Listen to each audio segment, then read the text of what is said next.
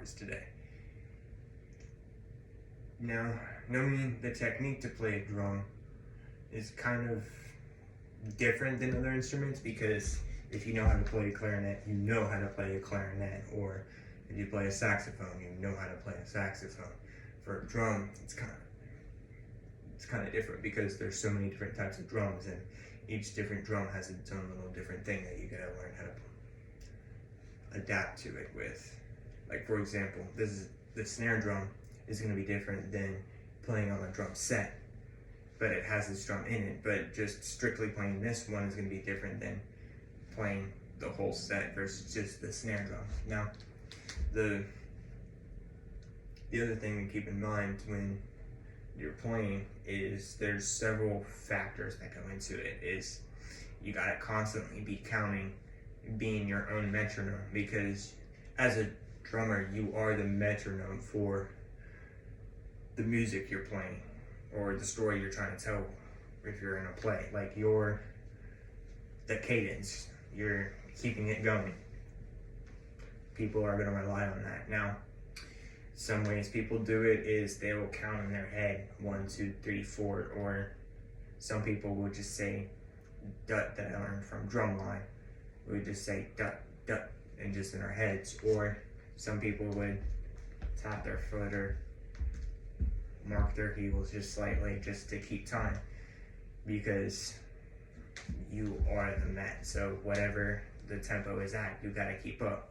Now, if you're not new to music and you're asking what a tempo is just the fancy term for the pace of the music. There's slow, fast, and anywhere in between. It will slow up, slow down, go super fast and slow down, and there's so many different combinations you can do. Now you gotta learn how to properly hold a stick before you can even start learning how to play.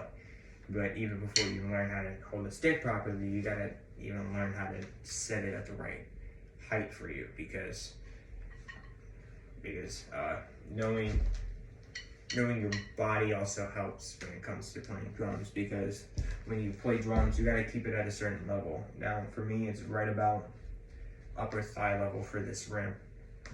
For some people, it's gonna be higher or lower. You gotta adjust to it to where it will most benefit you for when you get to your playing position. Now, this is still a little bit low for me, but for demonstration purposes, so y'all can see, I'm gonna do it a little bit lower. So now you got your drum set up, you got it at the right height.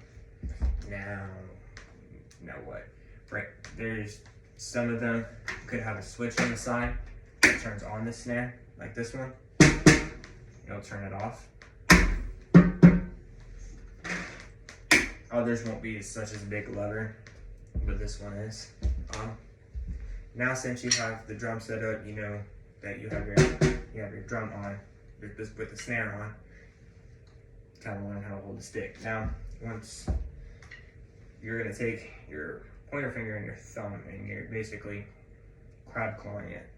You're just gonna wrap it up in your pointer finger, take the thumb, and you're just using the force from that.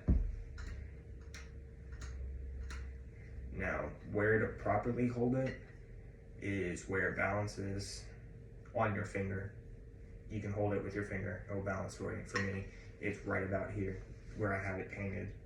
So that's where mine is. Your grip may adjust depending on the size of your hands and the stick. Now once you got it wrapped up, you should be able to just use your fingers and just those two fingers to move it. And same thing with this hand.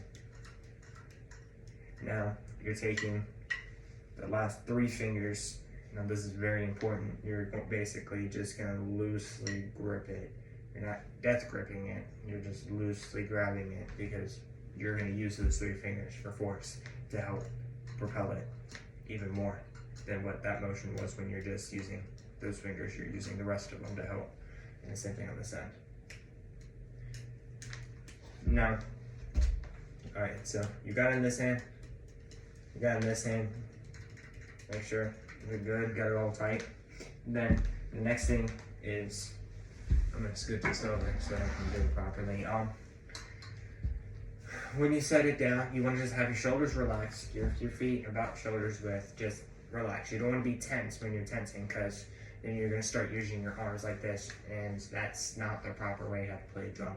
So next thing is, all right, so you got the stick, you got to do it about a 90-degree angle. It'll help because your two sticks look like they're making a corner of a box.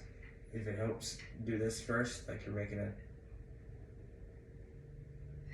7, and then just twist it down when you're placing it on the drum. Now, there's 2 different pitches on a drum that you can get. There's a lower one for the center one, and a higher one when you hit towards the rim. The rim is the most outer part of it, and this is what's called the drum head. Now, where you want to place the sticks on the drum head is right, not dead center, but typically some drums will have marks, or just it's a little bit just above the center. So once you do that, you should be able just to boom. Now you got that. So now, all right. So you got the basics. You know where to hit. You know how to play. Now, how do I play quieter and softer? So basically, you're controlling the stick height. Now, stick height is what the drummers call it, because you're bringing the stick up to play it. Because if I'm playing quieter, it'll be down here. To get louder, I use more force. Do the same thing on the other hand.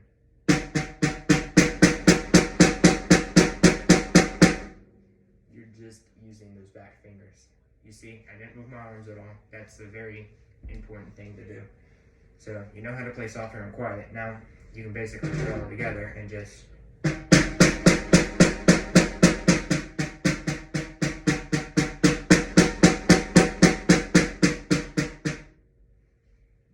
that's just the basics of it. And then once you learn the basics and you just keep repeating the basics and learning how to get it better, you can eventually start doing advanced stuff like doubles, which is where you're bouncing the stick twice on one beat. So it would be sounding like